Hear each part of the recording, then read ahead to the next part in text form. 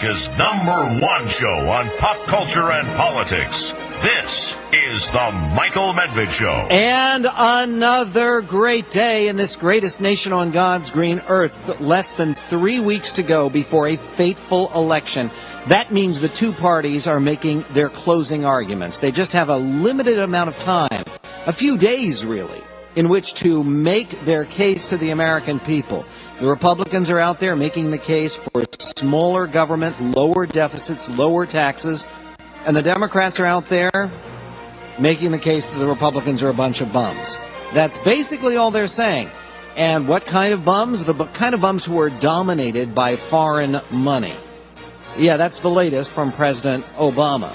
So who better to talk to in terms of getting a response on that than somebody who has spent a large part of his long political career concerned about the influence of money in politics. He is the co-author of the famous, some would say notorious, McCain Feingold Finance Bill. His name is John McCain. He's the former presidential candidate of the Republican Party. He is the Republican nominee for the United States Senate in his home state of Arizona.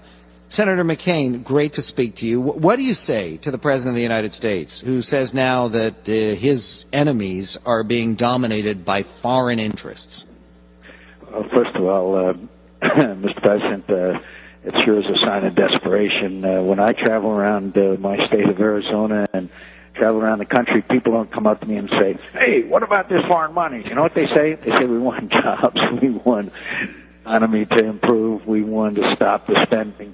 The people of this country were promised when the stimulus package was passed that unemployment would be 8%. It's now 9.5%, and all we've done is mortgage our children's futures. But more specifically, I think you have a clip of Axelrod on being asked a question by Schieffer. They have no proof of this.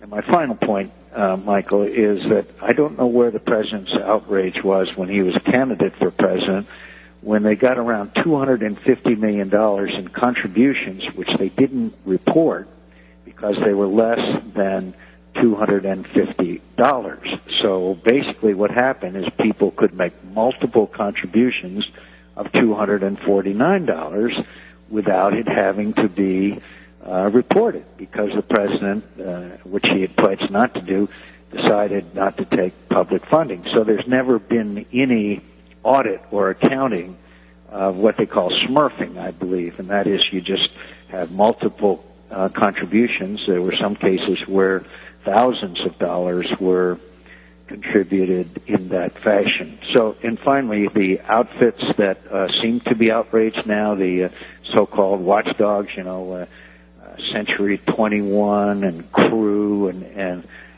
those outfits that are supposed to be the ones who are watching all over this and blowing the whistle where these things occur. I wonder where they were in 2008. Their morality is very selective.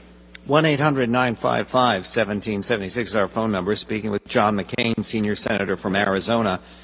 I happen to remember in the presidential campaign, there was one of the two candidates, now I just can't remember which one, who decided to campaign in the middle of the presidential race in Germany and did a great big rally in Berlin.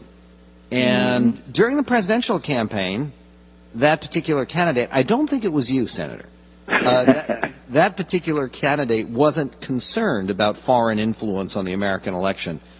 What changed here?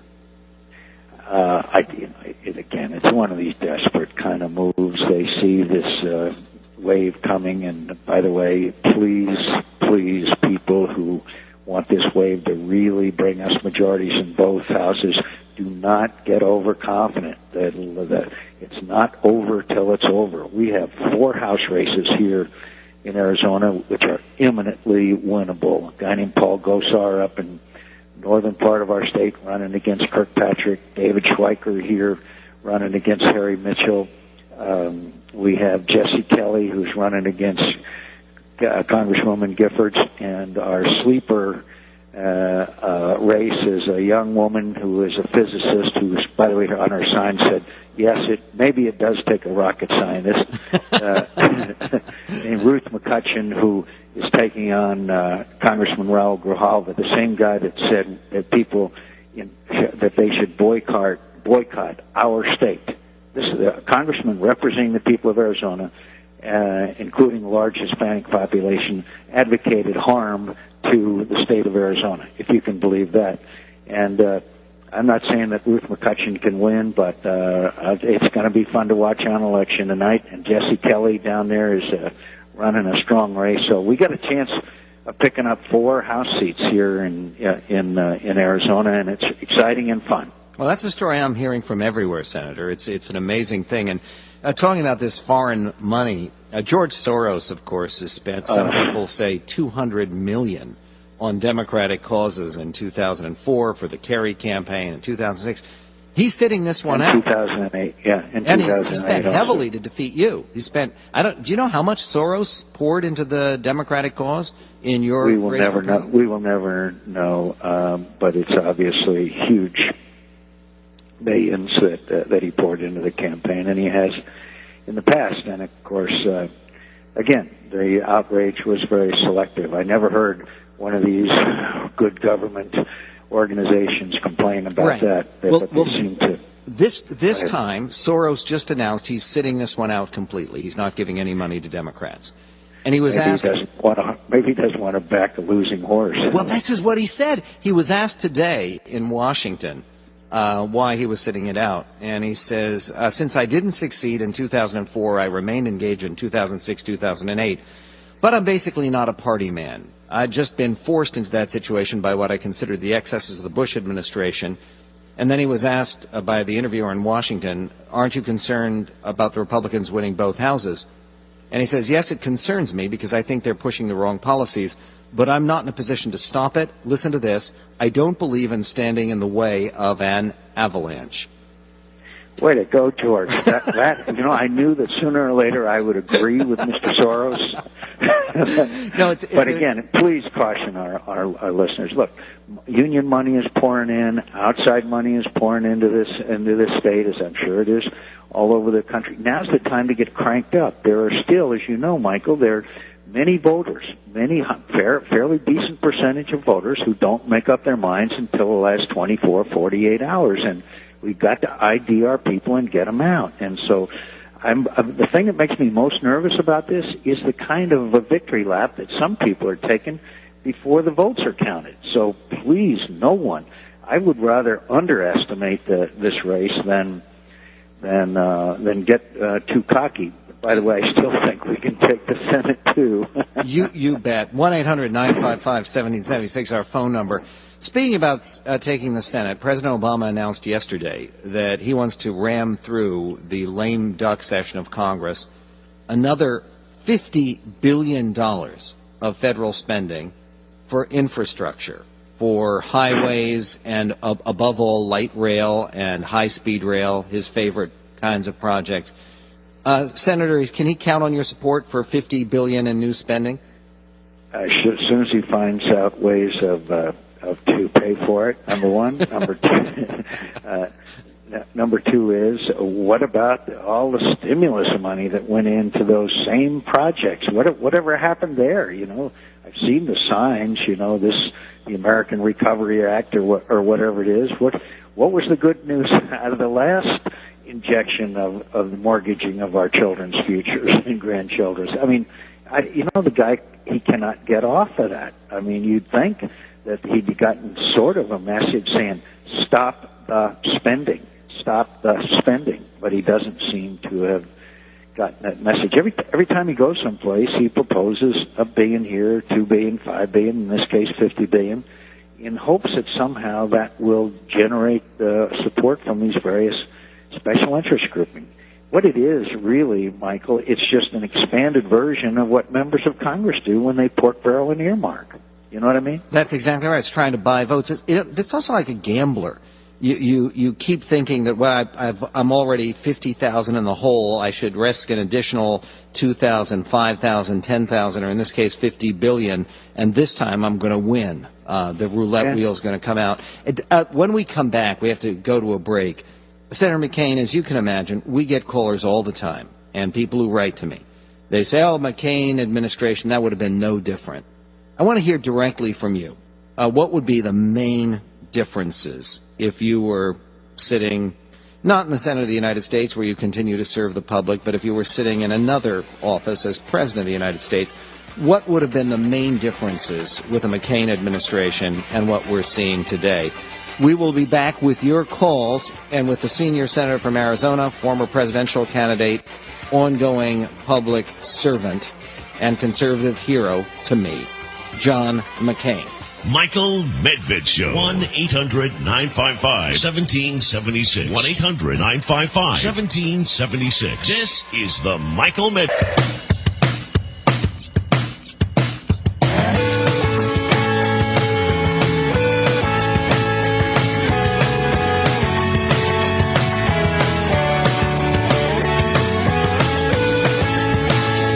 21 minutes after the hour on the Michael Medved Show, your daily dose of debate. One of the problems with very established politicians, guys who have been around forever, is sometimes they don't like debate so much. They don't like to take phone calls, for instance, when they come on this radio show. So when we have a young up-and-comer like John McCain on the air with us, he's one of those relatively rare politicians who is willing to take your phone calls.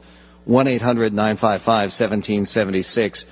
Before we get to those calls, Senator John McCain, how would President John McCain be most dramatically different from President Barack Obama right about now? Let me count the ways. So let me just give you two, okay? Sure. One on fiscal matters. You need to cut taxes. You need to cut spending. The problem with the fiscal mess we're in today is not taxes. It's spending. The government has grown double in size since 1999. Spending, as you know, the deficit last year was $1.4 trillion. This year it's almost that much. I mean, the spending has gone completely out of control, and I would have slashed in every possible way, including mandatory cuts, including freezes, including and starting to address the issue of Medicare and Social Security and the tough decisions that are there. The other is, of course, on national security. I would never have announced that I was going to leave Afghanistan in the middle of next year. That is an uncertain trumpet. It is having terrible effects throughout the region, including with Karzai trying to make accommodation with Taliban, the Pakistani, ISI working with the Haqqani network, and all the players in the region adjusting for the United States departure. And the president, without any military advice, with no military experience whatsoever, he went out to San Diego. Did you ever get time? And the medical corpsmen were there, and he called them corpsmen.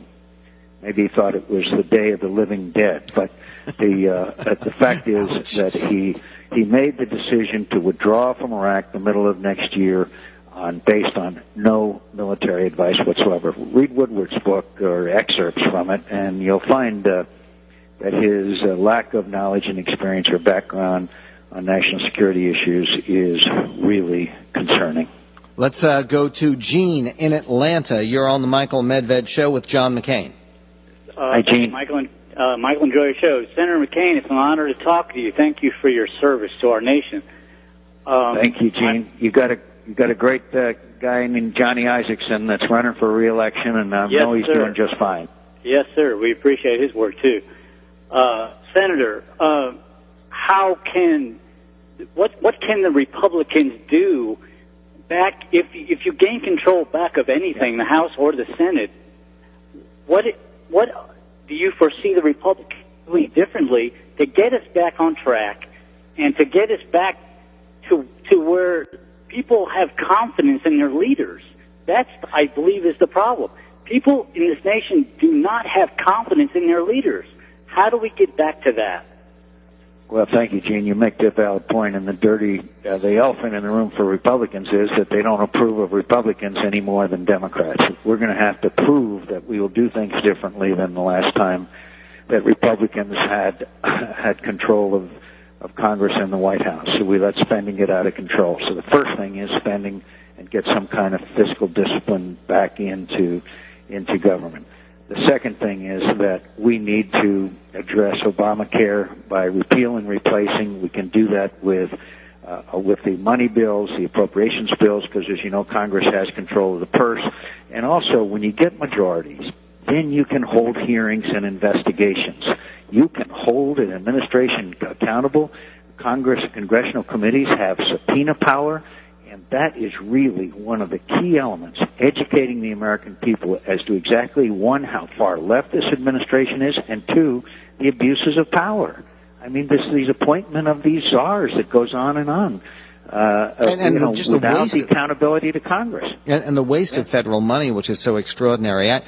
Speaking of investigations, I promised you off the air, we have this soundbite, which is incredible, and it's just from a week ago, of the President of the United States giving his own edited version of the Declaration of Independence while he was speaking to a celebratory dinner for a Latino American group. What made us all Americans was not a matter of blood. It wasn't a matter of birth. It was faith and fidelity to the shared values that we all hold so dear.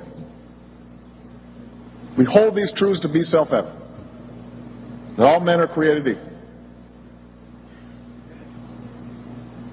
endowed with certain inalienable rights, life and liberty, and the pursuit of happiness. That's what makes us unique. Do you notice he left something out there, Senator?